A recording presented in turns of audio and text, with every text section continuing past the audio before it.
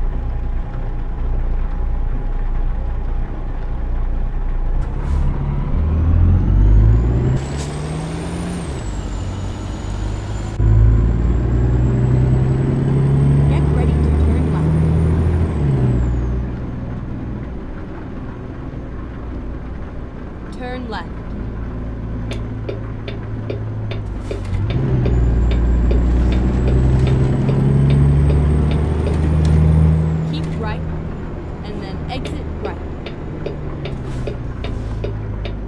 Exit right.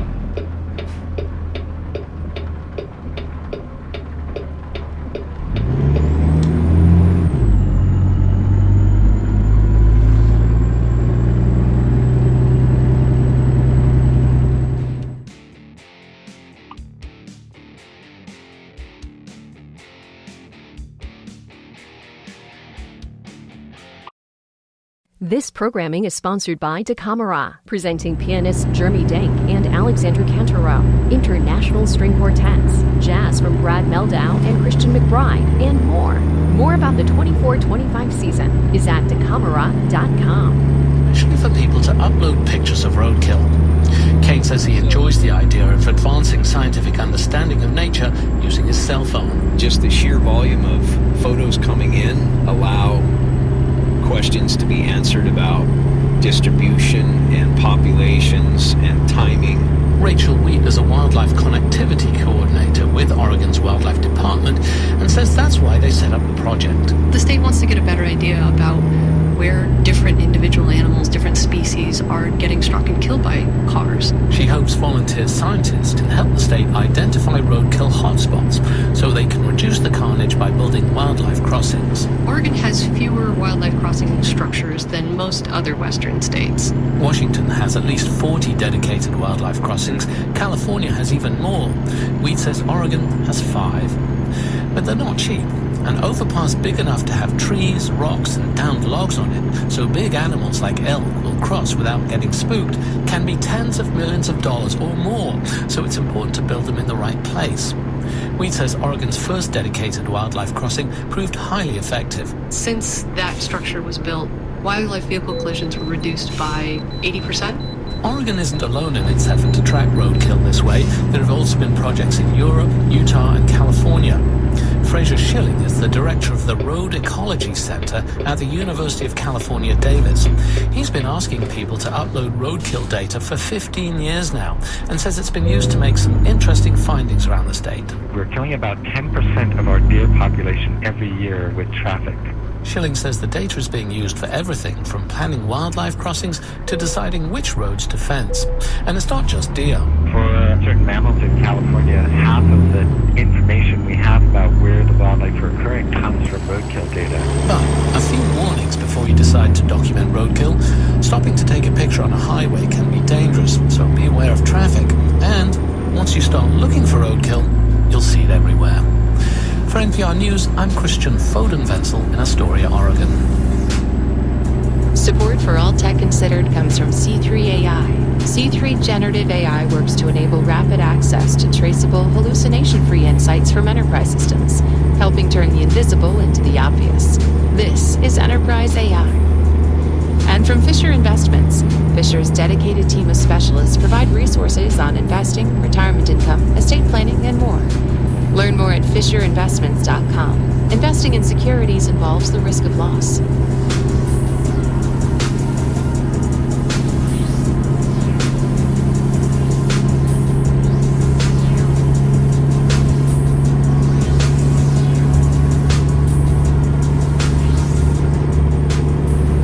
You're listening to All Things Considered from NPR News. A $9 million experiment in Denver holds some clues for how the nation might address the growing crisis of homelessness. Adrian Ma and Waylon Wong from NPR's Daily Economics podcast, The Indicator, walk us through how it worked. Mark Donovan is, by most people's standards, a pretty financially well-off guy. And back in 2020, Mark says he was struck by the vast economic disparities exposed by the pandemic. As COVID was hitting, I was seeing people losing their sources of income and their stability, and at the same time I was seeing this incredible appreciation in wealth. And that was especially true for a very large bet Mark made on a certain auto company. I put almost all of my investable net worth into Tesla. And he found himself sitting on this massive increase in wealth in the middle of a pandemic. And he thought, maybe I can do some good here. And so I just started doing $1,000 individual grants to people who had been impacted by COVID. I wasn't thinking about it from any other standpoint than what can I do to have immediate impact in this moment. He began digging deeper into research on things like direct giving and universal basic income. It's completely, in my opinion, underutilized, and I think it can really help us to create a more thriving society. And Mark thought we should try something like this in Denver. But it can't just be him just helping out a couple people here and there. It had to be bigger in scale. And so to get the ball rolling on this UBI experiment, Mark says he put in $500,000 of his own money. With additional funds from foundations in the city of Denver, Mark raised about $9 million for what would become the Denver Basic Income Project. And to make it scientific, they teamed up with researchers like Katie Calhoun. I'm an assistant professor at Ohio State University's College of Social Work. With the help of local nonprofits, Katie and her colleagues recruited about 800 people experiencing homelessness. These people were then divided into 3 groups. Group A would receive $1,000 a month for 12 months. Group B would get $6,500 the first month and $500 a month thereafter. So they received the same total amount as Group A, but they got about half of it up front. And finally, Group C, sort of the control group, only got $50 a month. The payments started rolling out to participants in November of 2022, and they weren't told how to spend the money. About a year in, a picture is starting to emerge of how these payments affected people's lives. For instance, people who got the larger payments were more likely to say they could cover their bills and find full-time employment than those in the $50 group. But what's almost even more interesting, Katie says, is how these payments affected people's experience with homelessness. Folks in all 3 of the payment groups improved their housing situation. Each group saw a big decrease in the number of nights they spent unsheltered. And 10 months into the project, almost half the participants in each group found access to independent housing.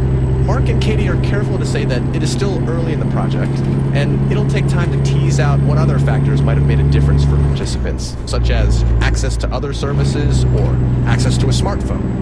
But they say they're still encouraged by the results. Right now, the plan for the Denver Basic Income Project is to continue for a second year, and participants will continue to get payments even if they find housing and jobs. Adrian Ma. Waylon Wong, NPR News. Support for Planet Money comes from Charles Schwab, offering investors choices like full-service wealth management, advice, investing, and trading on Thinkorswim. Learn more at schwab.com. At 5:48 on a Thursday afternoon, it's All Things Considered on your NPR station, News 88.7. 98 degrees with a heat index of 111 right now here at the UH campus. I'm David Pepman, back out on the freeways. Our 2 problems that we've had for the last 30 to 45 minutes are still with us. One of them on the East Tex heading out northbound 69 in Greens, couple of right lanes taken up, and northbound 288 right on the edge of downtown. Wreck at I-45 with center lanes, and of course this is having ripple effects not just on northbound 288, but also northbound 69 approaching 288. Still ahead this hour, Vice President Harris is facing a lot of pressure to convince the nation she is ready to be president, and her allies say that's nothing new. Has faced more scrutiny than any other vice president in history. There was a magnifying glass on her from the moment she joined the ticket. We'll have more on Harris's time as VP following top of the hour news from NPR News 88.7's Neil DeLauder. Life coming at you fast?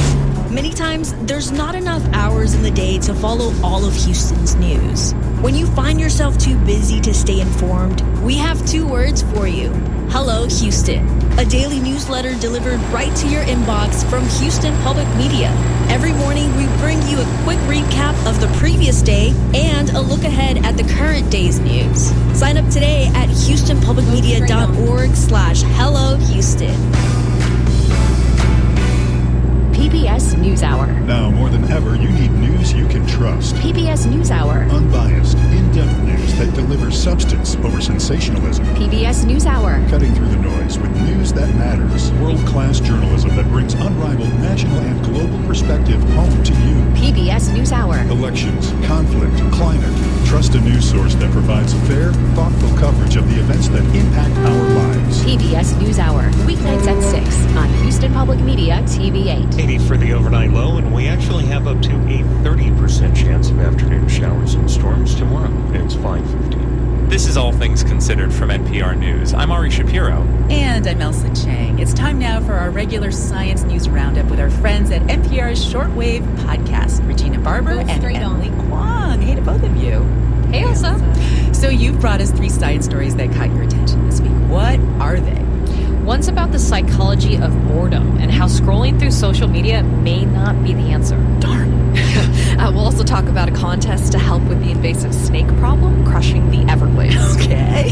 And evidence from an Indian lunar rover about how Earth's moon may have formed. Whoa. All right, well, let's start with boredom and social media because it's almost a reflex for me now. As soon as I start getting really, really bored, I pull out Instagram. I have some research to share about that, Elsa. Okay, published this week by the American Psychological Association, it focuses on digital switching.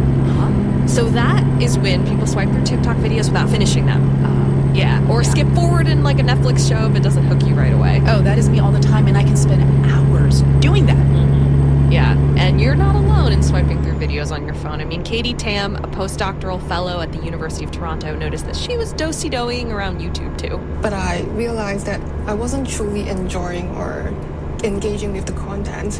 And that makes me wonder how this behavior actually affects our feelings of boredom. So to understand how all this skipping impacts boredom, Katie and her colleagues set up 7 psychological experiments with over 1,200 total participants. Wow, that's a lot of participants. What did they find? They found that when participants were bored, they voluntarily switched from one video to the next. Which makes sense. I mean, you're bored, so you keep swiping, right? But it sounds like you're about to tell me while you're doing this not to be bored, you're only boring yourself more? That's right. Oh my God! They thought that switching would help, but actually, joke's on you, switching made the boredom way worse. Like in one experiment, participants could freely switch between 7 videos, and in surveys they found that experience less satisfying, less absorbing, less meaningful than participants who watched a 10-minute video in full.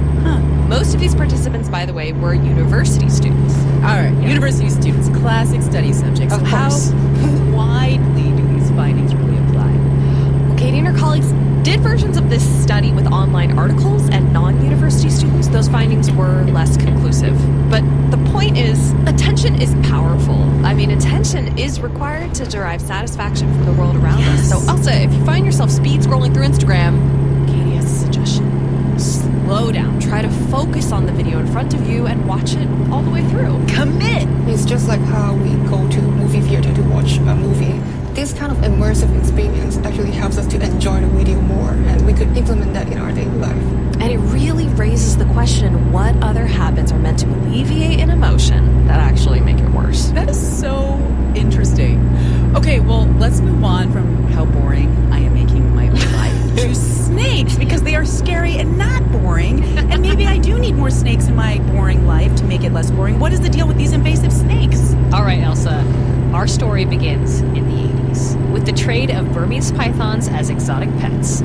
Yeah, like Burmese pythons being these large constrictor, like snake species. They're not venomous. Right. They like squeeze their prey to death. Yes, and these snakes are native to Southeast Asia, and they've become a problem here in the States. So specifically in the Everglades and South Florida, where they were first released decades ago into the wild, now wildlife biologists estimate there are tens of thousands of them roaming around. And the longest one they found was 19 feet long. Oh my God. And it was way longer than any snake native to Florida. These Burmese pythons also, they compete with native predators, and they've proven really disruptive to the local ecosystem. Here's what Michaela Spencer told us. She works for the Florida Fish and Wildlife Conservation Commission. They're causing a lot of negative impacts. Direct, easiest one to measure is that they are eating our native wildlife. So they're eating mammals, native birds, even some of our native reptiles, like federally threatened and endangered species. Gulp. Oh, God. Just like that. Yeah. All over Florida. So because of these negative impacts for over a decade, Florida officials have been running a contest. Wait, like a contest for snake hunters or something? Yeah, it's called the Florida Python Challenge. And it kicked off right after midnight, August 9th. There were 2 divisions, novice and professional, and there's a mandatory training that like all participants have to pass so they actually know how to identify and humanely kill the Burmese pythons without hurting any like native snakes. I'm worried about the people in the novice category still. Yeah, but they're in it for the cash prize, right? Yeah, there are cash prizes. Suddenly That's game right. show. Makes it worth it. And there is a grand prize of $10,000 for the participant who catches the most pythons during the contest. And we're talking like hundreds of hunters, like prowling through the Everglades for 10 days in teams of 2 or more. And they use snake hooks, air guns, bolt guns, and hammers to really like take out these giant snakes. Bolt guns, wow. Yeah. Okay, so were they successful? Like, did they fix the python problem? Yeah, sadly, Elsa, no. They're still tabulating the results, but like just to give you like a sense, last year they got rid of 209 pythons, which is a lot less than like the tens of thousands estimated to live there. Well, from there, we're going to go to the moon, Yes. as we do, you know. Yes. I hear you have some news from the Indian lunar rover. Yeah, so this is the Pragyan rover from India's Chandrayaan-3 mission that landed on the moon almost a year ago. And Pragyan has sent back data with more evidence for this huge magma ocean hypothesis. Oh, that's so great, because I've been totally wondering about the huge magma ocean hypothesis. Right. What the heck is that? Well, you should, because the moon controls the tides, you know? Yeah. This is relevant. This is a hypothesis for how our moon formed. The idea is that, picture this, Elsa, around 4.5 billion years ago, something the size of Mars smashed into proto-Earth. That's like when our planet was still forming. Yeah, like, the debris created by this impact flew into space and eventually became the Earth's moon. Ding! And at the time, the material was really hot, molten. Yeah, so imagine like seas of lava, like covering the moon's surface as it's forming. And if this actually happened, there'd be evidence of that in the rock and dust on the moon, like traces of certain minerals that the magma ocean left behind, right? So scientists have actually seen this evidence in dust and rocks brought back by the Apollo missions in the 70s. Wait, so there was already evidence out there for the huge magma ocean hypothesis? So wait, how does this rover fit into that? All right, this little rover, Pragyan, used X-rays to analyze lunar soil and found the same trace evidence of the magma ocean, which was a big deal because the Apollo missions back in the 70s really only went to the equatorial part of the moon. Yeah, and this rover went near the moon's south pole and still found the same evidence on a totally different part of the moon. And the researchers detailed all of this in the journal Nature this week. This area of the moon has been studied from space, like using orbiters, but this was the first time a spacecraft had landed there and like done on-ground analysis.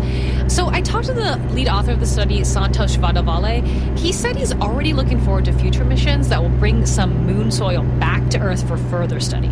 I mean, I'm with him. I love moon dirt. I want more of it. That is Emily Kwong and Regina Barber from NPR's science podcast, Shortwave, where you can learn about new discoveries, everyday mysteries, and the science behind the headlines. Thank you to both of you. Thank you. Thanks, Elsa. It's always great.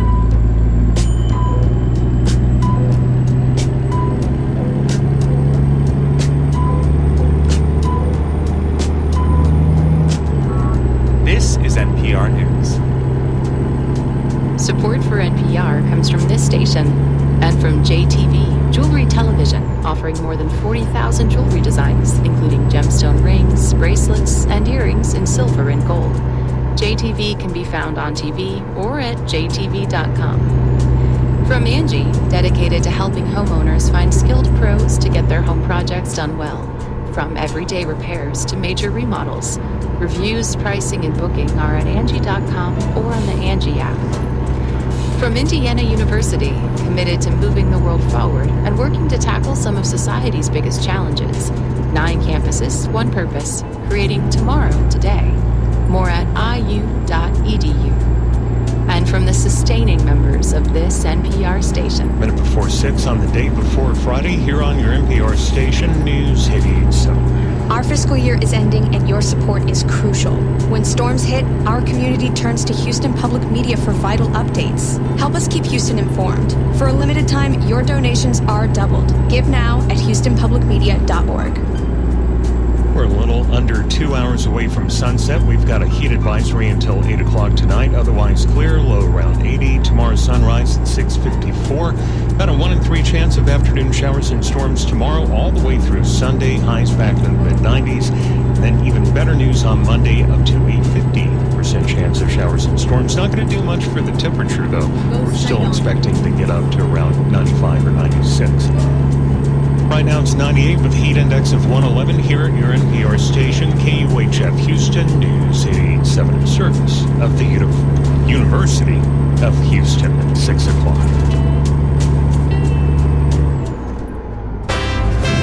She's been the most critical voice on the most galvanizing issue for Democrats in the last 2 years. Vice President Kamala Harris takes center stage tonight at the Democratic National Convention. It's Thursday, August 22nd, and this is All Things Considered from NPR News.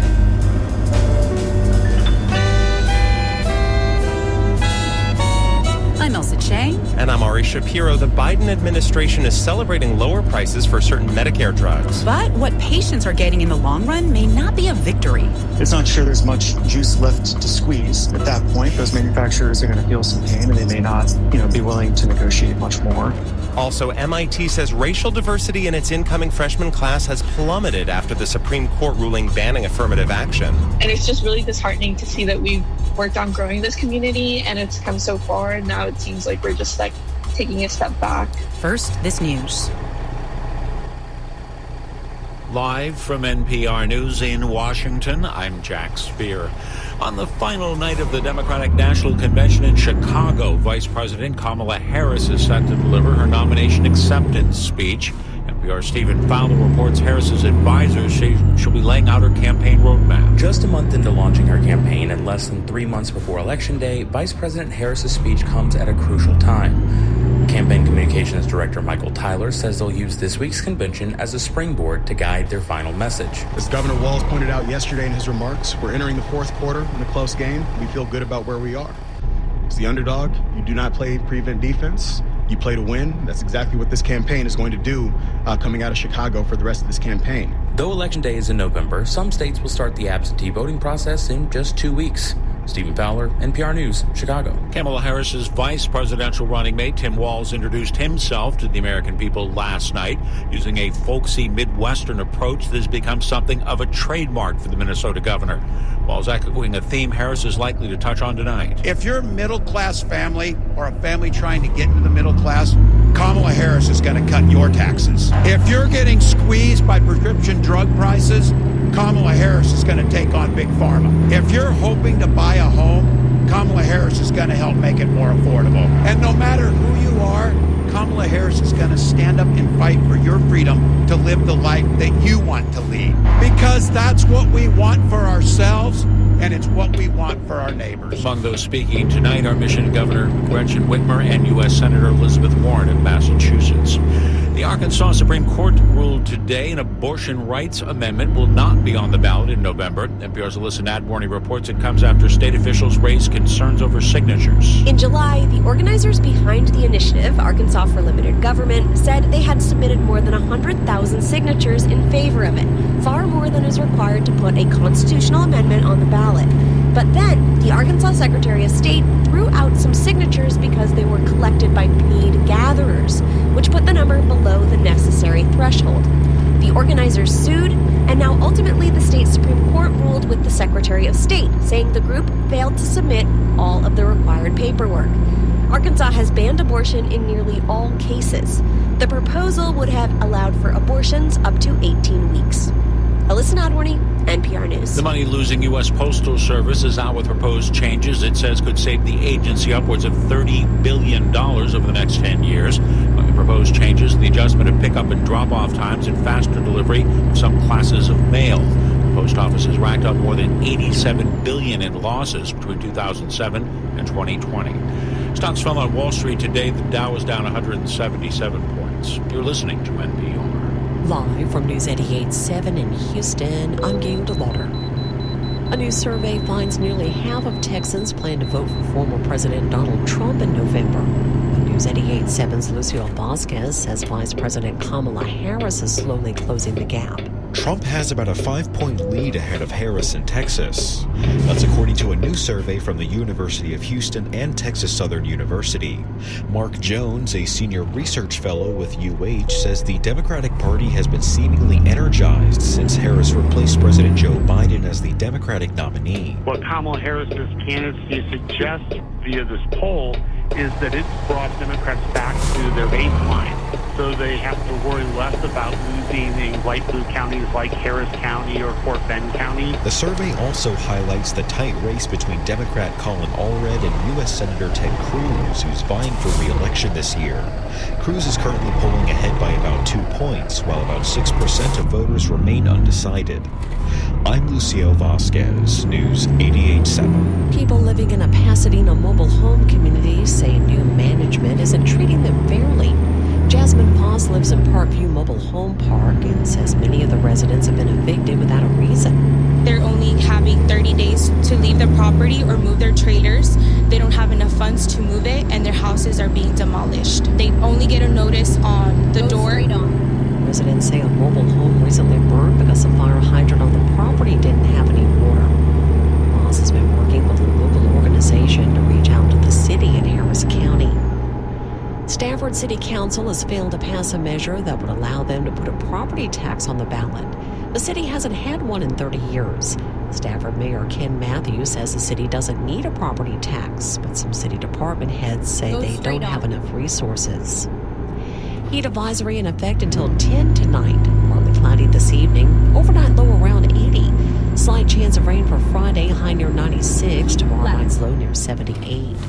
I'm Gail DeLauder, News 88.7. Support for NPR comes from Sony Pictures Classics with Between the Temples, a new comedy starring Jason Schwartzman as a cantor whose world is upended when his grade school music teacher, played by Carol Kane, becomes his new bat mitzvah student. Opens Friday. This is NPR.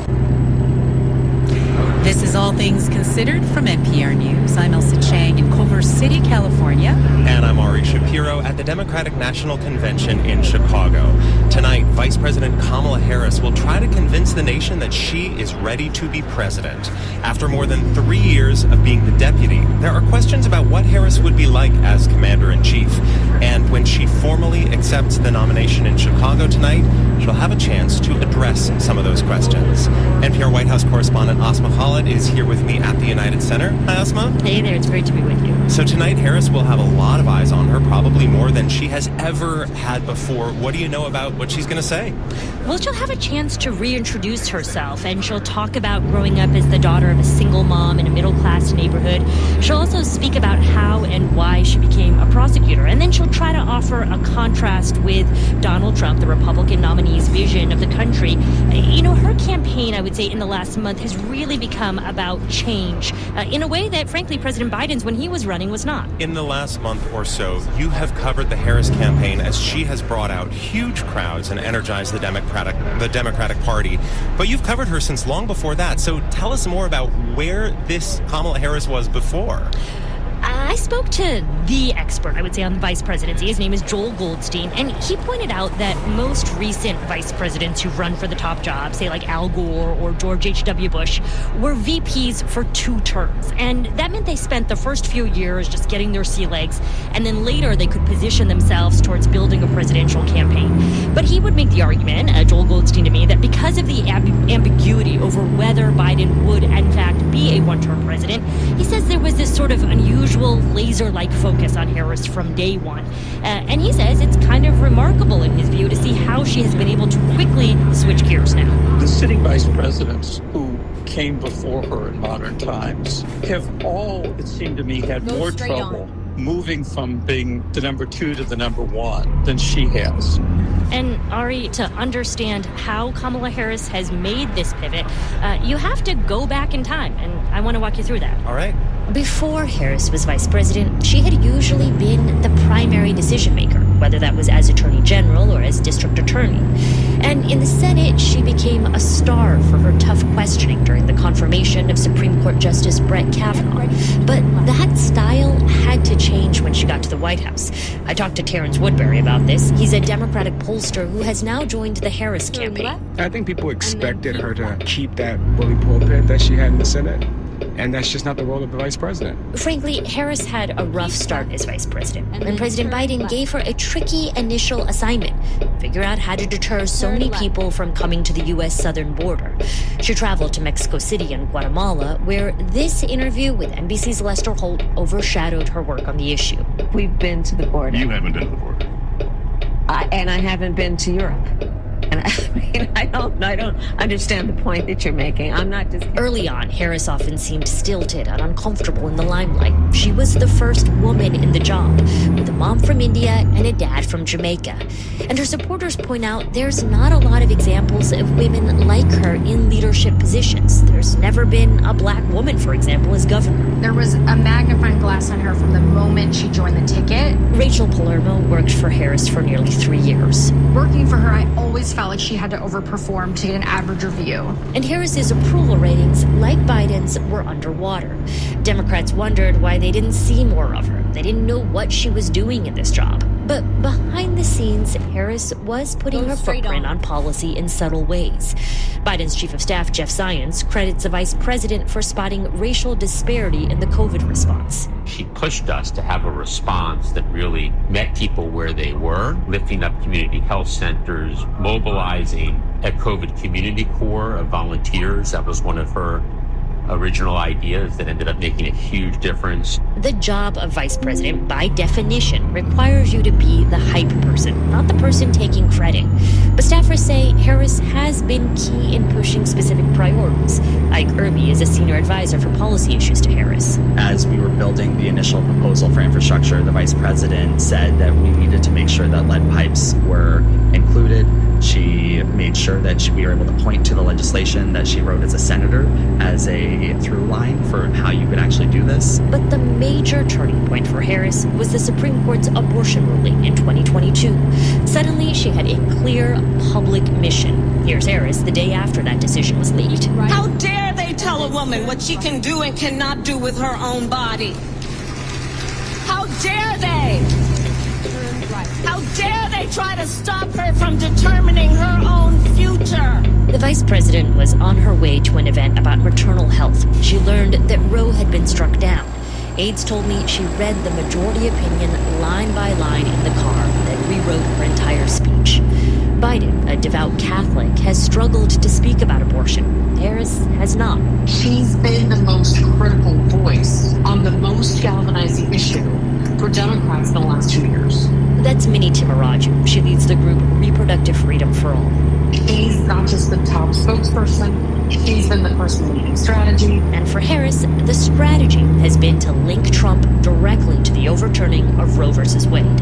It's a message she's been delivering for months, and it has become a central pillar of her campaign.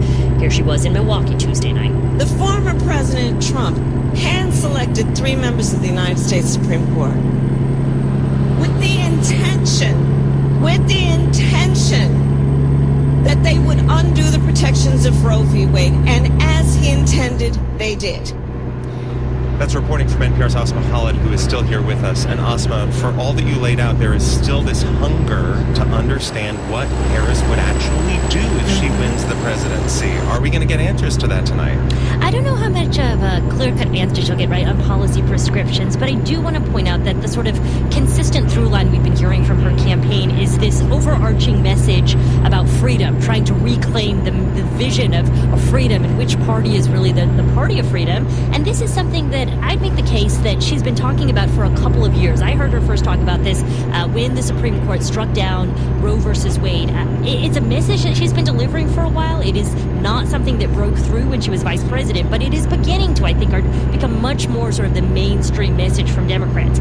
Tonight, it's going to be a friendly crowd of enthusiastic Democrats. But to your point, Ari, about sort of policy prescriptions, I think in the coming weeks, she's going to have more tests.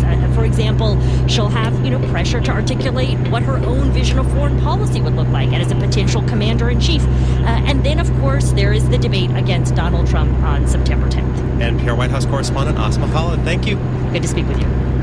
The Biden administration is celebrating that it has negotiated lower prices for 10 drugs in the Medicare program. That's a first.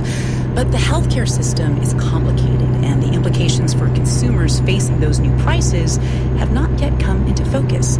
NPR Pharmaceuticals correspondent Sydney Lupkin reports. When Beth Waldron was 34, she nearly died of a blood clot in her lungs. It turned out Waldron, who is now 55, had a clotting disorder. She has to be on blood thinners for the rest of her life. She eventually settled on a drug called Eliquis because her doctor said it was the most effective for her condition. But in late 2021, Waldron got a letter letter from her insurance company's pharmacy benefit manager. It just simply said, contact your doctor before January 1st for a new drug, or be prepared to pay full price for what you're currently taking. And I was completely shocked. She learned she would have to go through several hoops to get Eliquis covered again, including trying and failing on another blood thinner. She said failing means either having a clot or a bleed. The thought was terrifying. My father was on the anticoagulant, and he developed a bleed in his lungs, which the doctors were not able to control, and he actually died as a result of his bleed. But insurers, or rather the middlemen called pharmacy benefit managers that handled their drug claims, do have a reason for restricting some drugs.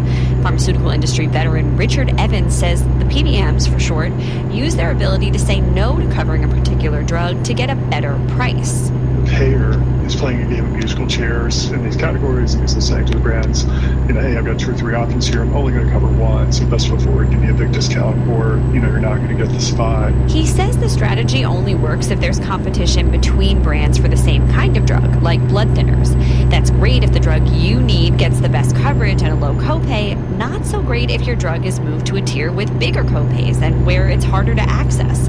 Yet that's what could happen with some of the drugs in Medicare that were subject to negotiation for the first time, like Eliquis. The program that covers drugs for 50 million people was banned from negotiating drug prices until a change in a law championed by the Biden administration. The first 10 negotiated prices were announced this month. The government got discounts on blockbuster blood thinners, including Beth Waldron's, as well as drugs for arthritis, cancer, diabetes, and heart failure. But 6 out of 10 new negotiated prices are pretty close to the ones that Medicare plans were already getting behind the scenes, according to Richard Evans's firm, SSR Health, which analyzes drug prices. He says that may prompt PBMs to push patients away from those negotiated drugs. And I think more likely than not that the drugs are going to be disadvantaged in formulary negotiations versus the drugs that did not get negotiated. That's because the PBMs take at least some of the spread between the price the PBM gets and the sticker price. They use it to do things like keep premiums down. So on the Medicare negotiated drugs, there's not much left for the PBM to work with. Here's Tim Dubé of the Pharmaceutical Care Management Association, which is the trade group for PBMs. It's not sure there's much juice left to squeeze at that point. Those manufacturers are going to feel some pain, and they may not be willing to negotiate much more. Plans have to include the 10 negotiated drugs on their menus of covered drugs under the law, but that doesn't mean they will be given the best placement. So Medicare beneficiaries could have problems accessing them.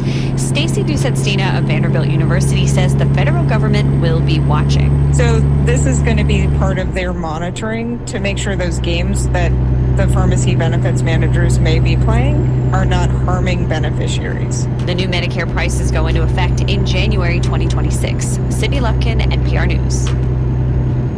At 6:18, you're listening to All Things Considered on your NPR station, News 88.7. Help us protect our community by investing in trusted news. When crisis strikes, millions across Greater Houston rely on Houston Public Media to keep them updated. As we approach the end of our fiscal year, we need your support more than ever. During emergencies like Hurricane Beryl, we are on the air keeping you informed with critical news and updates. Your generosity makes it possible. Support this vital service by giving at HoustonPublicMedia.org or call 888-909-0887. Support comes from Comcast Business. From Main Street to Wall Street, Comcast Business provides business solutions ranging from cybersecurity solutions to round-the-clock partnership, powering possibilities. Restrictions apply. Support comes from Smart Financial Center in Sugar Land, welcoming Tom Jones, Ages and Stages Tour, performing hits like It's Not Unusual, Delilah, and What's New Pussycat, September 23rd at Smart Financial Center. Tickets at smartfinancialcenter.net. Support comes from electricityplans.com, helping homes and businesses with electricity plans based on usage and tools to find a plan that fits their needs. Enrollment details and more at electricityplans.com. Support also comes from members like you and from John Moore, helping with plumbing, electrical, and air conditioning repairs, including out-of-warranty units since 1965. Details at 730-2525 or at johnmooreservices.com. From the UT Health Houston Mood Center, accepting patients with treatment-resistant depression for the global clinical trial of psilocybin. Study information at go.uth.edu/compass. And from the co-housing lifestyle, a home with community just outside the door, connection and sustainability inside the loop. 2024 move-in. Information session registration at cohousinghouston.com. On northbound 69, the East Tex, the wreck at Greens is gone, but it has been replaced with another one at the North Sam. Right center lane is blocked there. 96 with a heat index of 107 at 620. Support for NPR comes from this station and from National Geographic Lindblad Expeditions, committed to connecting travelers deeper into the wonders of planet Earth, from Antarctica to the Galapagos Islands. More at natgeoexpeditions.com/cruises. From Insperity, providing HR services and technology, from payroll, benefits, and HR compliance to talent development. Learn more at insperity.com/HR matters. And from listeners like you who donate to this NPR station. This is All Things Considered from NPR News. I'm Elsa Chang in Culver City, California. And I'm Ari Shapiro in Chicago, where the Democratic National Convention wraps up today with a speech from Vice President Kamala Harris accepting her party's nomination to be president. All this week, we've been talking with Democratic strategists and party leaders. And so to get a sense of how this event looks to campaign veterans on the other side of the aisle, we've invited Scott Jennings to speak with us. He worked in the George W. Bush White House and is now a Republican strategist and CNN commentator. Good to have you here in Chicago. Thanks. Good to see you, Ari. Well, with one night to go, do you think the Democrats so far have accomplished what they set out to do? Well, I guess it depends on what your goals are. I mean, I think party conventions are largely designed to organize and energize the faithful, right? That's the principal issue, and I think they did that with the Obamas. I mean, I said on the air the other night, we had Hulkamania Republicans. They have Obama-mania, and everybody was excited about, the luminaries in their party. So there's no doubt. I mean, even Bill Clinton last night said, we're going to leave here with a sense of relief, off of our shoulders. Well, the relief was, of course, getting rid of Biden and putting in Harris. So I think the Democrats are largely excited about the chance to win, because I think before they thought the game was over. I mean, they didn't think they had a chance to win. Now they do. You're saying chance to win. They still see themselves, or at least are describing themselves as underdogs. Is that how you see it? I don't know. I think it's a real 50-50 race. I mean, I think Trump is still in good shape in the swing states. I mean, obviously the movement for her nationally is real, but in the swing states, I think Trump still looks pretty good. So tell us about one moment this week that you thought the Democrats could have taken advantage of something that they might have missed. Taken advantage of? Well, I thought they could have handled Monday night a little better. It felt like that was when Biden spoke. Yeah, and it was very late. And it felt like they took what was supposed to be his Thursday night and they stapled it to what was her Monday night, and then it was sort of a Frankenstein that got loose from the barn and ran around here until well after midnight in Chicago. So I thought that could have been handled better. The best thing they did was Tuesday, not just because of the Obamas. Yeah, I was just going to ask a moment that you were jealous of, that you thought, I wish we had done that at the RNC. I was like, man, they figured it out. They put the roll call to music, and not only did they have individual songs for the states, but then they had Lil Jon come out. And I was up there with Van Jones. He was so moved. He looked like Gregory Hines up there dancing around. He was so excited about. So you're talking about energy and ginning up the base, but why does that ultimately matter in the context of a hard-fought election in a closely divided country? Well, you have to get people to show up, and I think before Harris, that was a big problem. There were just people who just weren't going to show up. They didn't want the choice. They didn't like the choice. Overwhelming number of Democrats didn't want Biden to run again in the first place. So you really have a movement of a party that was not really excited about having to do this slog. And now it's like, hey, not only do we have a different person, but we're in the game and we have a chance to win. I also noticed a contrast at this convention from the 2016 message of when they go low, we go high. This year, former President Obama even made a joke about what he called Trump's weird obsession with crowd sizes, with a hand gesture. Yeah, there was a lot of taunting and mockery, which are often some of Trump's own favorite tactics. What do you think of that strategy from Democrats? Well, I think they are trying to be very sharp and hard-edged. I think it's a land of wolves, right? I mean, our politics is, even though Obama was trying to appeal, I think, to reducing the polarization, as you pointed out, he also made one of the lowest brow jokes here. And our politics right now, it is high anxiety and high emotional attachment to the idea that not just that your side is the best, but that the other side is the absolute worst. And so you see those kinds of devices, I think, in both parties right now. And it's an appeal to energy. It's an appeal to sustained enthusiasm. You have to keep it going, and I think that's part of it. Maybe unfortunately, but it's part of it. We've also been covering this week the counter-programming as Trump and Vance have spent the week campaigning in swing states. Do you think their messaging this week has resonated beyond their base enough to blunt the momentum of the Harris campaign? You know, I have seen a little bit of what they've done. I think it's really hard to break through during the other party's convention. I mean, all the networks are here. It's wall-to-wall coverage. We're watching speeches. We're listening to music.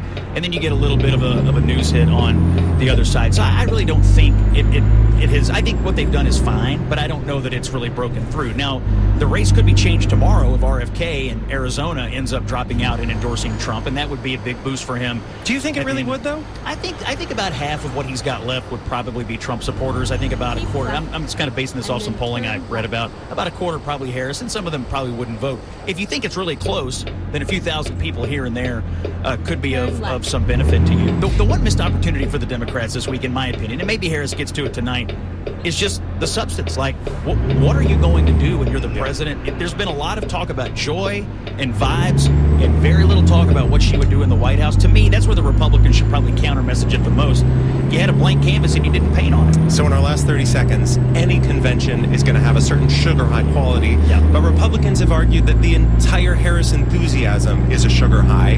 Do you buy that, or do you think this is a real threat to the Trump campaign? Well, the part that's not a sugar high is the consolidation of the base. I mean, it's obvious Democrats have come home. I don't know that they've attracted any swing voters this week. To me, the next big test of this is September the 10th. The debate. We get to the debate, and if Donald Trump shows up focused, it'll be one thing, and if he doesn't, it'll be a mess. Republican strategist and CNN commentator Scott Jennings, thank you. Thanks, Ari. It has been hot in Texas this week, with the heat index surpassing 110 degrees in many parts of the state. Cities are opening cooling centers, nonprofits are passing out fans. But you know, the state's power grid has held up despite long-standing concerns about the grid's readiness. KUT's Mose Bushell has this report.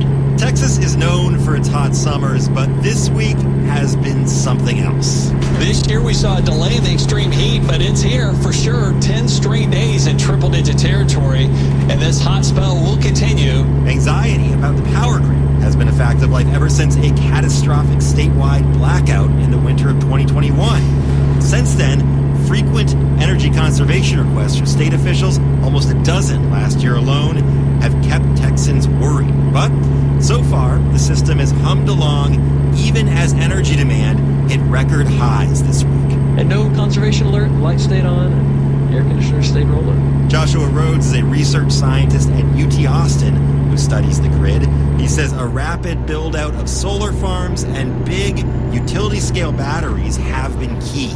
So if you look at last year, we had about 12,000 megawatts of solar online, and this year we had 20. That's about enough electricity to power 5 million homes on a hot Texas day. And some of it goes into those large-scale battery facilities that send it back to the grid after the sun sets, when demand is still high. As well as, thousands of megawatts more batteries around to be able to discharge later in the day. But challenges remain. State grid operators predict a continued massive increase in electric demand as the population grows and the oil and gas sector expands. In addition, power-hungry data centers and artificial intelligence facilities are adding to the pressure. And while the statewide grid is held this summer, big storms have brought devastating local power outages to cities. Professor Daniel Cohan teaches environmental engineering at Rice University in Houston. Majority of blackouts don't come because the grid runs out of juice. They come because lines go down, transformers go down. We have outages in local neighborhoods, and our power grid is an embarrassment in those ways. He points to Hurricane Beryl that knocked out power to millions for days in the Houston area last month, prompting lawmakers to start a review of state utility policies. Cohan says local outages are a problem that will only get worse as climate changes bring more devastating storms to the region. For NPR News, I'm Mose Bushell in Austin. And in Houston at 6:29 on your NPR station, News 88. Support comes from Specs Wine, Spirits, and Finer Foods. Texas family-owned and operated since 1962, offering a large selection of wine, spirits, and beers to choose from. Details at specsonline.com. The fun starts here. Support comes from MD Anderson Cancer Center, where a single blood donation at MD Anderson Cancer Center can help make a life-saving difference for cancer patients. Information on donating blood, appointments, and more at mdandersongiveblood.com. Support comes from the Houston Zoo, presenting Birds of the World. From African savannas to South American wetlands, birds like gray-crowned cranes and Chilean flamingos in 3 habitats. Opening August 30th. Tickets at houstonzoo.org. Got a pair of problems on the freeways. The newer one on the North Loop westbound direction before Yale, taking up 2 right lanes there. And on the East Tex, northbound 69 still have that problem at the North Sam, right and center lane blocked at 6:30. Marketplace is supported by GitLab. More than 50% of the Fortune 100 rely on GitLab to develop, secure, and deploy software faster. More at gitlab.com. Okay, what about this? Trickle down, but for interest rates. From American Public Media, this is Marketplace.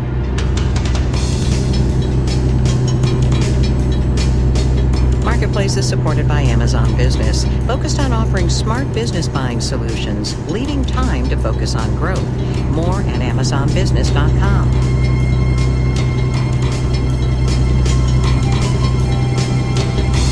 In Los Angeles, I'm Kai Rizdal. It is Thursday today, the 22nd of August. Good as always to have you along, everybody.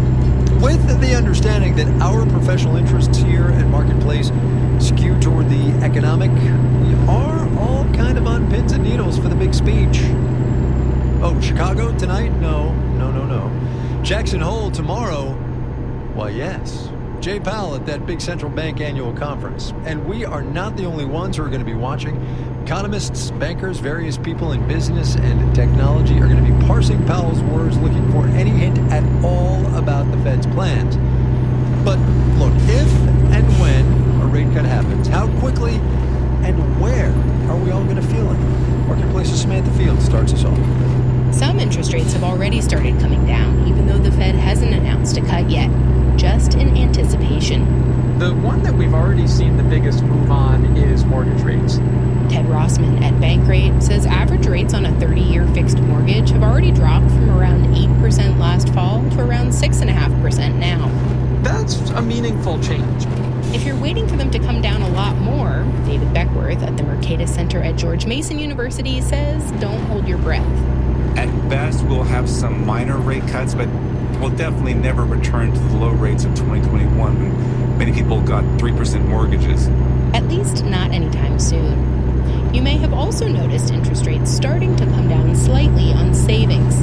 Interest you can earn on certificates of deposit, or CDs, and high-yield savings accounts. And Sandy Brager at the wealth management firm Aspirian says after the Fed announces a cut, the change in interest rates should impact those in a pretty quick manner for any sort of savings account or money market account. Unfortunately, you are going to see some decreases in interest rates there. Likely within a month or so, she says. Other places you may notice a rate cut within a month or two, the interest you pay on your credit card debt and the rate you can get on a car loan or a home equity loan. But Ted Rossman at Bankrate says in all of those cases, a quarter or even a half-point cut won't make that big a difference. The Fed pushed rates higher by quite a bit, 5.25 points, and they did so aggressively. The ride down is likely to be slower. And he says that's why borrowing costs and interest you can get on savings are likely to stay high for a while.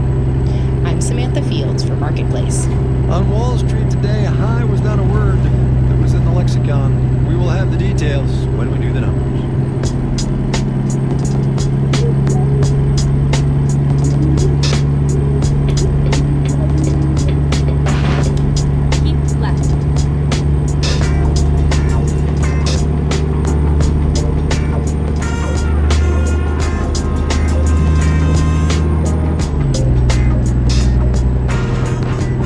Association of Realtors said today existing home sales rose 1.3% in July, down though 2.5% from a year ago.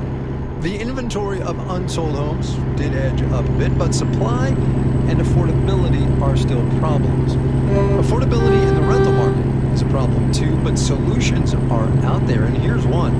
Convert converting outdated and run-down or obsolete hotels and motels into apartment buildings.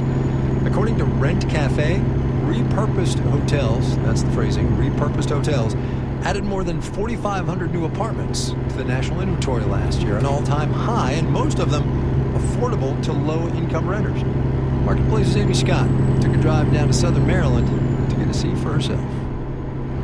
On the side of busy Route 301 in Newburgh, Maryland, about an hour south of D.C., Sandy Washington opens the door to a newly renovated corner apartment.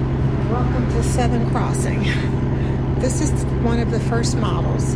Washington is CEO of Lifestyles of Maryland, a nonprofit housing provider, and Southern Crossing is the new name of what had been a classic 50s motel. This 2-bedroom apartment used to be 3 separate motel rooms.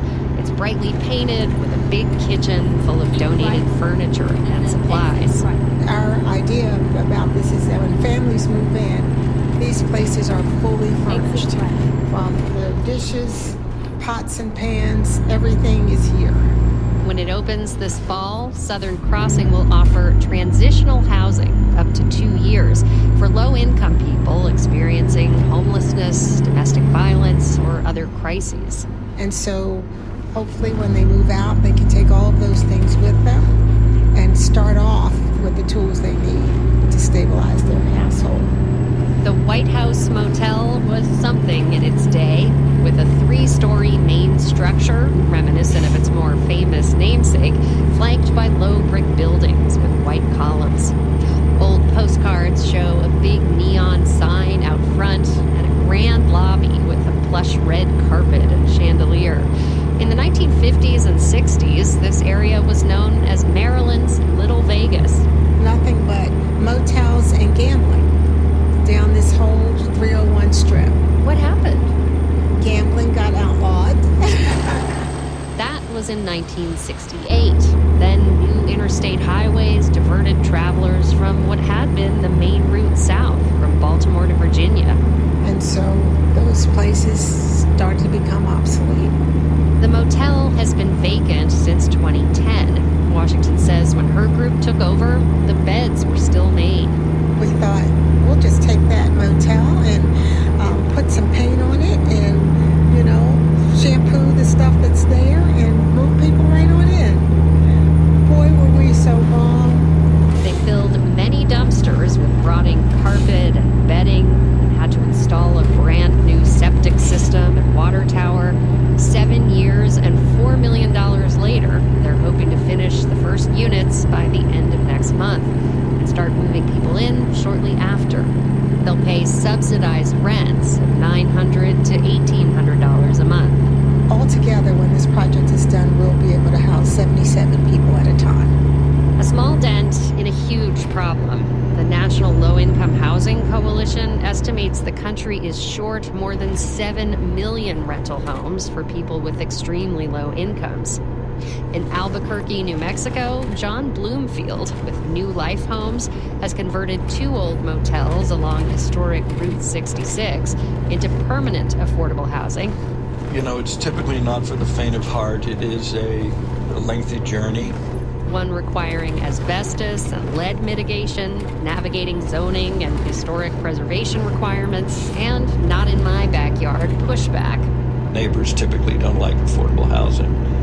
It's a problem everywhere, and part of our work is to show that our projects add value to neighborhoods and property values improve. So what's it like to live in a converted motel? Cheryl Edenfield moved into Albuquerque's historic Luna Lodge a little more than a decade ago after years of homelessness.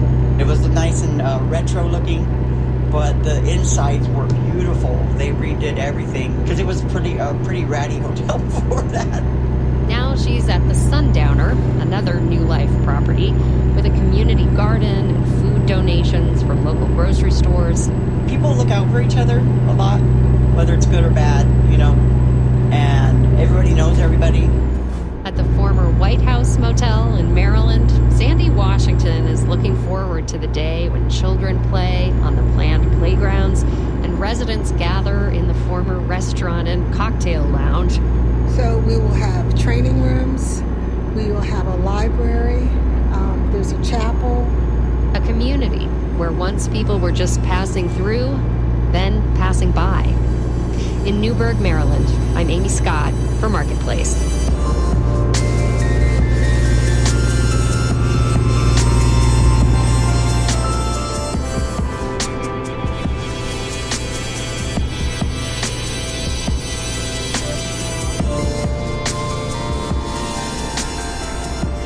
Speaking of housing and bringing new life to an old form, this week on our series Adventures in Housing, we're opening up the history books on home styles. For today's installment, we're heading south. My name is Fallon Samuels-Adu. I'm an assistant professor of real estate and historic preservation at Tulane University School of Architecture. Many believe that the origins of the shotgun house is the narrow lot sizes that were common in the 19th century of New Orleans development. And there's some truth to that. That does lend itself to a house that's framed more narrow and long with a gabled roof. But there's other influences not germane to New Orleans or Louisiana or even the United States. The other origin stories for the shotgun house extend all the way to West Africa and down into Haiti, where French explorers and colonialists brought back those influences and people who were familiar with building in that way to New Orleans, which was a major port city in the slave trade, but also elsewhere. One of the reasons why the shotgun house took off is that you had so many craftsmen who were familiar with building in the simplest way possible. You know, 2 walls with a gable roof over top is pretty much how every, elementary school, preschooler draws a house. Many states were not authorizing people of color to be registered as architects, and so it has also served as a building type for those who do not have access to capital and for those who don't have access to professionally registered architects. Because shotgun houses are so endemic to the landscape of New Orleans, meaning that they're in every neighborhood, both the wealthy and the working class, they're a part of how the city sees itself as a place that is for everyone. The big challenge now is that this architecture that was for everyone is now becoming an architecture for those who can afford to renovate them into a home for modern, contemporary living. So the identity of the shotgun house as a house for anyone and everyone in New Orleans is starting to fray. For me, shotgun houses are a resource for understanding historic preservation's big tent of people who are invested in the past becoming a part of our future. Fallon Samuels-Adu at Tulane University. Hey, is there a home style you would like to hear the history of? We can take care of that for you. Ask us at marketplace.org. Keep right and then exit right.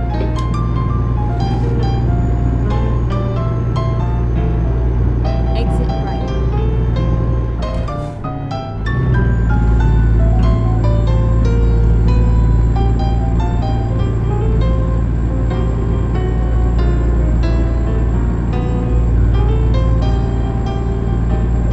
All right, true story. I had a listener write in the other day, tell me I should think about retiring. Actually happened like 2 weeks ago. So there's that. Overall, though, Americans who have already retired are feeling pretty good about their finances. That's according to new data out today from Gallup. 74% of retirees said they've got enough income to live comfortably. And that is something of a pleasant surprise, actually, because Gallup's been asking working Americans about their retirement outlook and retirees about their actual financial security for almost 25 years now. As Marketplace's Savannah Marr reports there have been a persistent gap between our expectations and our reality. When you're still planning for a distant retirement, you're probably thinking about whether you'll be able to sustain your current lifestyle. But by the time people actually leave the workforce, they kind of just don't sweat some of the stuff that maybe younger people do. Angie Chen is senior economist at Boston College's Center for Retirement Research. For older folks, she says driving a new model car or going on vacation is just a lower priority. What they maybe care more about is their social circle and whether they can see their grandkids. That shift accounts for some of the persistent gap between workers' gloomy expectations and retirees' rosy reports in the annual survey. But that gap has widened in recent years. And Jeffrey Jones, senior editor with Gallup, says retirees' responses aren't budging. It's more the non-retirees, which are more sensitive to how the economy's doing. And the data shows maybe more pessimistic because of headlines about a looming Social Security crisis. People's anxiety about Social Security is understandable, but probably overblown, according to economist Teresa Ghilarducci with the New School. Worst case, unlikely scenario, she says benefits get up to a 20% cut after 2035. Meanwhile, Gallup's polling finds only about half of workers expect to get anything out of the program. If you underestimate Social Security, you tend to compensate by overestimating other sources of income. And sometimes make risky investments. But Jeffrey Jones with Gallup says that pessimism might encourage some of us to squirrel away more in our retirement accounts, which is part of how we wind up comfier than expected. I'm Savannah Marr for Marketplace.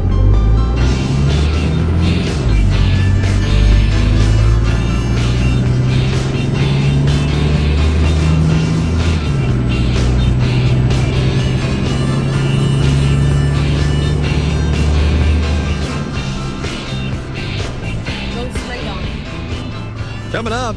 You're sick a lot because, kids just germs.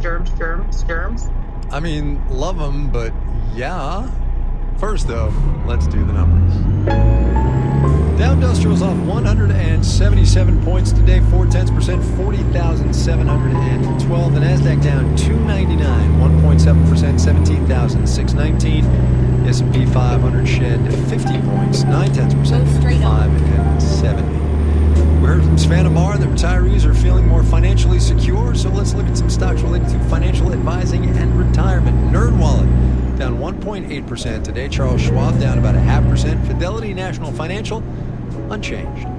The Food and Drug Administration has approved COVID-19 vaccines that target a new variant related to Omicron. Shots are from Moderna and Pfizer, as well as its partner BioNTech. Moderna down 6.5% today. Pfizer down 0.9%. And you are listening to Marketplace.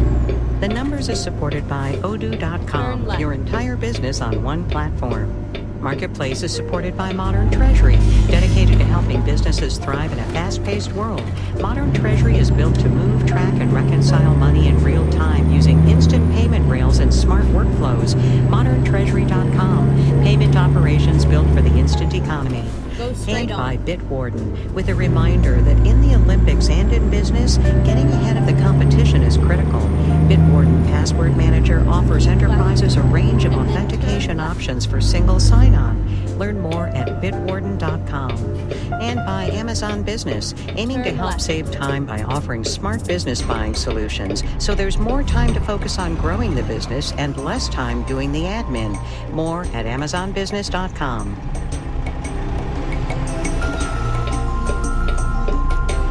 At 6:48, you're listening to News 88.7. There's more to the story at HoustonPublicMedia.org. From in-depth coverage of issues affecting all Texans to informing you about the latest breaking news, we prioritize exceptional reporting that's always available on your favorite device. Join us daily for political news that puts substance over sensationalism and community news that shines a light on voices across Houston and beyond. Anytime, anywhere, there's always more to the story at HoustonPublicMedia.org. Support comes from the Elizabeth D. Rothwell Center at the Hobby School of Public Affairs, presenting America in Crisis and Renewal, a lecture with journalist George Packer, September 12th at the University of Houston. More at uh.edu/hobby. Support comes from AARP, providing volunteer opportunities to make an impact. From assembling meals for those in need to donating talents to help others, in person or from home.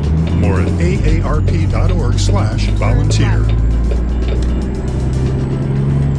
This is Marketplace. I'm Kai Rizzo. If you're having some agita about the speed with which artificial intelligence is developing, it's not just you. Here we are. And me. Turns out corporate America is worried too. Publicly traded companies are required, as you might know, to tell investors about material risks that could affect their profitability. Usually that's just stuff like the possibility of a weakening economy or supply chain issues. According to a new analysis by the company Arise AI, though, more than half of Fortune 500 companies have now listed AI as one of those risk factors in their filings with the Securities and Exchange Commission. Now, what exactly those risks are and which companies are worried? Well, they might not be what you'd expect. Marketplace's Matt Levin has that one. Netflix is the undisputed king of streaming, but it does face risks, how inflation will impact consumers, lingering labor issues, running out of unsolved crimes to make documentaries about. And if you flip to item 1A, page 5 of Netflix's annual SEC filing, you'll see a new source of worry, generative AI. Jamie Lumley is with the investment research firm Third Bridge. It can lower costs of creating content that makes it easier for other players to enter the space and potentially increase the competitiveness of user-generated content on platforms like TikTok or YouTube.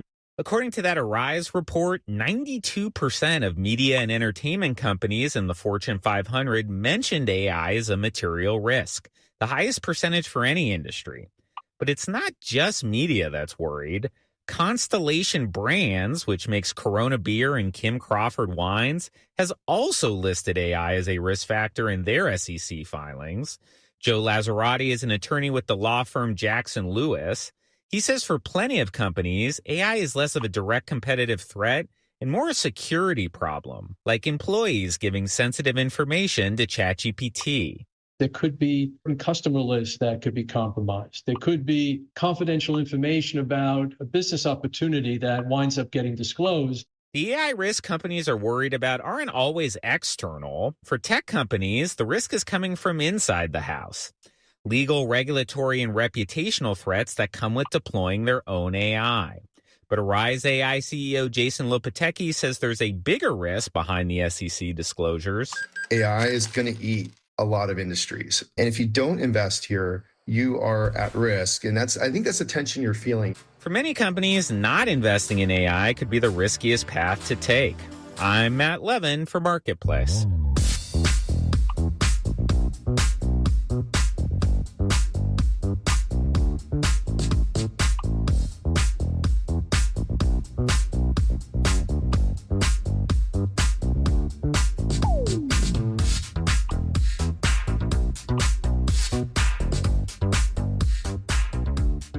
There's a nonprofit organization called Child Care Aware, so you can guess where their sensibilities lie. But in their annual report a couple of years ago, they estimated that between December 2019 and March of 2021, so the earliest and worst days of the pandemic, 16,000 child care centers across the country closed their doors. And that trend has continued in both urban and rural parts of this country. But the smaller a town in which it happens, the bigger the ripple effects on the local economy. Last spring, the small town of Du Bois, Wyoming, lost its one and only daycare center. And that has forced parents there to make smart choices. Wyoming Public Radio's Melody Edwards has more. On a recent workday, Casey Sedlak is keeping her 3 kids busy with chores. 7-year-old Levi waters the flowers. 5-year-old Charlie collects eggs from the chicken coop. 3-year-old Tilly is in charge of scooping up pet waste. I'm supposed to do dog poop, but I hate dog poop. Sedlak would rather have them all in daycare. She's self-employed as a life coach and as a consultant to small businesses. Plus, she helps run the family cattle ranch. But instead, she's here at home trying to juggle work and kids. Sorry. Hey. That's not okay. There's no hitting. Just help out. Just. Okay, Levi, please don't do that. Sedlak says it's stressful and exhausting and almost impossible. Figuring it out when you have kids and how you're going to make money when your kids are not in school and there's not an option for them to be cared for, it's tricky. Even trickier now that there's no daycare option in town.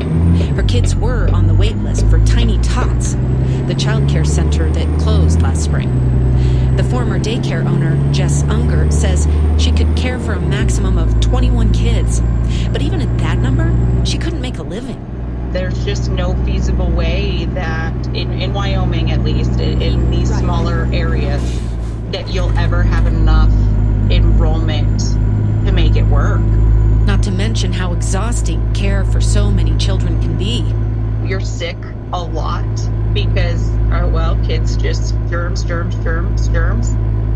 burnout and staff turnover is a major reason so many rural daycares are shutting down nationwide.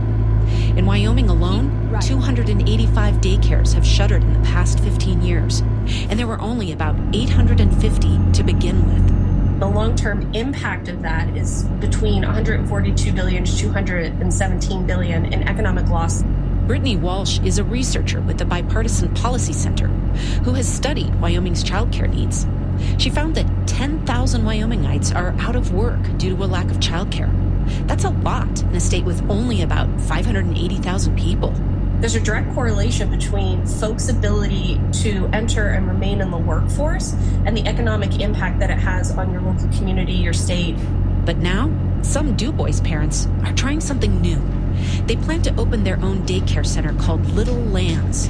Sarah Domek is one of the parents figuring out the logistics. We've got bathrooms and 2 rooms that can be used for napping, for nap times.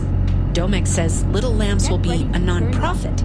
That way they can get grants to help them ride the constant highs and lows of enrollment that often come with doing business in a rural area.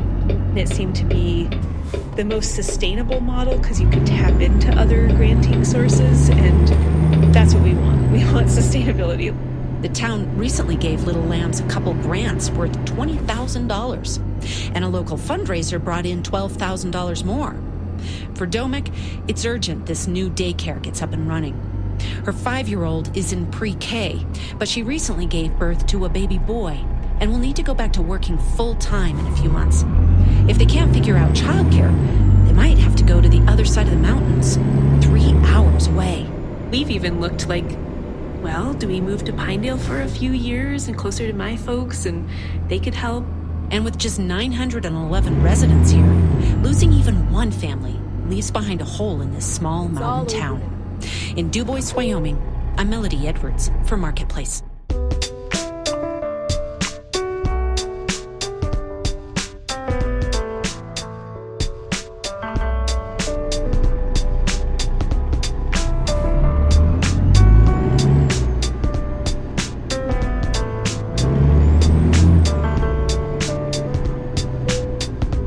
Marketplace is supported by Progressive. Progressive Commercial Insurance offers personalized rates and customizable coverages for your business vehicles. More at progressivecommercial.com. And by Babbel for Business. With over 13,000 hours of language courses, Babbel is helping businesses break down language barriers and improve workplace safety. Learn more at babbelforbbusiness.com. This final note on the way out today, ticker symbol PTON had quite the session. Peloton, the fancy interactive bike company. Yes, I know they do more than just that. Don't at me. Up better than 35% during trading today after reporting its first increase in sales in more than 2 years. Sales up just a bit, 0.2%, but progress is progress, right? Narrowed its losses, too. Peloton did. John Buckley, John Gordon, Noya Carr, Diane Parker, Amanda Peacher, and Stephanie Seek are the Marketplace editing staff. Amir Babawi is the managing editor. And I'm Kai Rizdal. We will see you tomorrow, everybody. Get ready.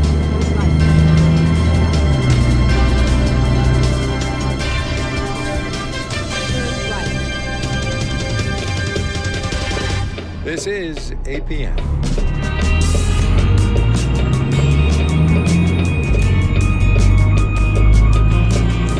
We're a minute away from from 7 o'clock on a Thursday evening on your NPR station, News 88.7. One last look at the drive home finds kind of a brand new accident. Just popped up on the TransStar board. We've got a camera shot on it.